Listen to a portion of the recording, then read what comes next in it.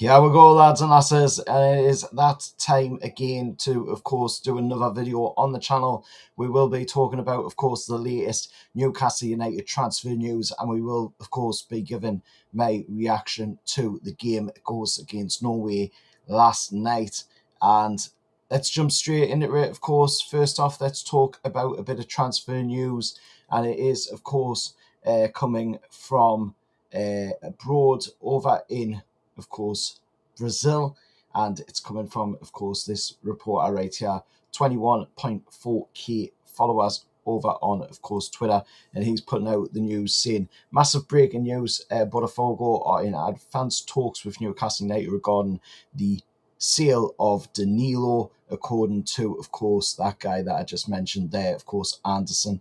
The Brazilian club are awaiting a formal offer in the coming days, and the figures presented by, of course, ourselves are close to what Botafogo wants. So let's see if we can get this deal done. If nobody knows who this guy is, of course, Danilo used to play at Nottingham Forest before he got sold to Botafogo by Forest. And of course, the reason this one has a big possibility of happening for it as well, not just because of the figures that we're presenting are close to what Botafogo want, but also the guy that took him to Nottingham Forest is the same guy that is now running the show as the sporting director at Newcastle United, which is Ross Wilson. Don Wilson, of course,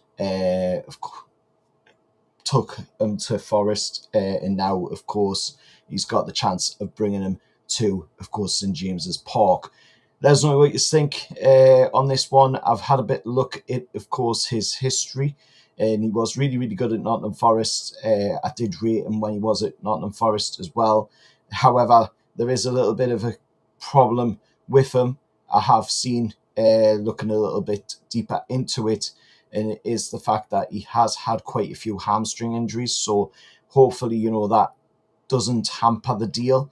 But we are still pretty much looking at him according to the reports there, if of course you can take them as credible reports. But we'll see what happens on that one, on that front. And then, of course, there's the other transfer news as well of this guy, another Nottingham Forest player. Now, this could just purely be because we've got Ross Wilson as the sporting director, so obviously we're going to end up probably being linked with quite a few players that Ross Wilson took, of course, to Nottingham Forest and signed for Nottingham Forest. But the reports coming out from Sami Mukbal, of course, of the BBC, and he is saying Newcastle United have made a contact with Nottingham Forest for their fullback, Neco Williams, of course, ex-Liverpool fullback as well, and Welsh international Neco Williams. But again, a player that I do rate. He is a good player,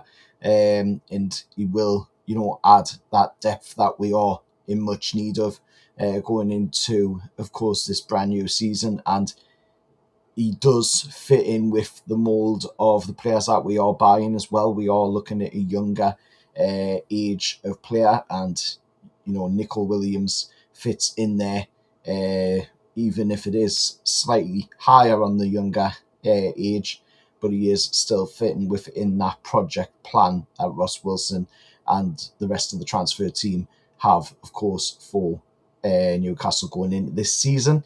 And now let's talk about, of course, the game last night, England versus Norway, or Norway versus England.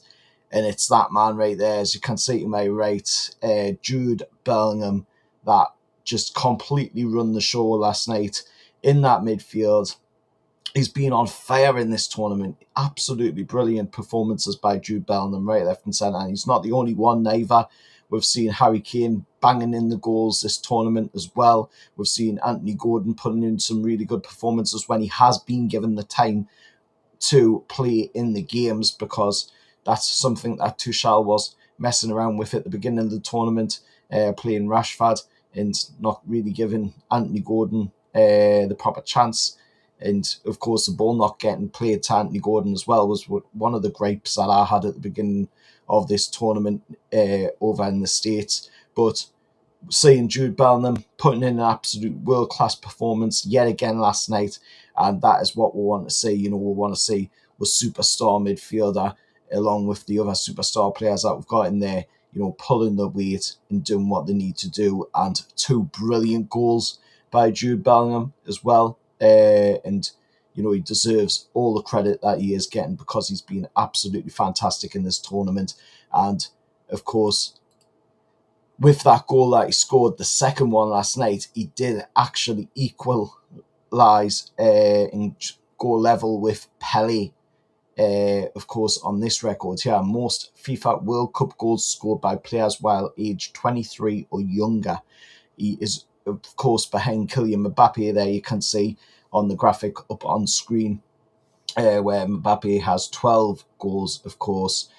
Jude Bellingham with 7, and right there alongside Jude Bellingham is, of course, the absolutely brilliant Pelé, of course, no longer with but what a player he was back in the day, of course. Obviously, way before my time, but we've all seen the highlights, we've all seen the clips, we've all seen what he's been able to do.